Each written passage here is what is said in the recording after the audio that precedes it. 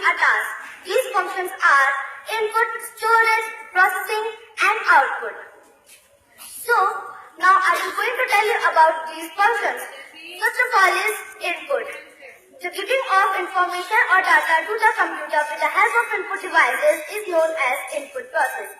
Storage. The storing of the data or information in our computer's memory is known as storage.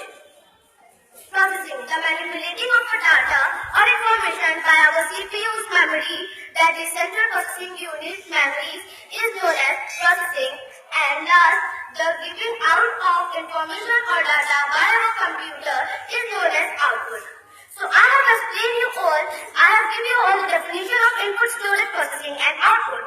Now I will explain all this with the help of examples so that you can easily understand them.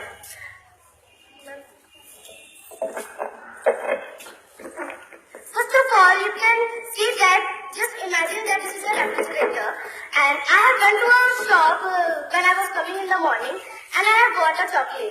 But when I come here, I saw that it was melted. So I want to make it solidify so that I can easily eat it. So here you can see that this is a refrigerator and this is a chocolate. So just imagine that this refrigerator is our computer and this is our input. So I will put this chocolate into this refrigerator so that I can eat it. So when I will put this chocolate in the refrigerator, so this chocolate will become my input to the computer, and after that it will store this chocolate. As I told you, the storing of information is known as storage. So this chocolate has stored this refrigerator has stored this chocolate. After then it will start processing so that it can make it solidified and I can eat it. So the processing, that as I told you, the manipulating of data and information by CPU is known as processing. And after some time when I will take it out, it becomes solidified, which is the output given by our computer. There is another example.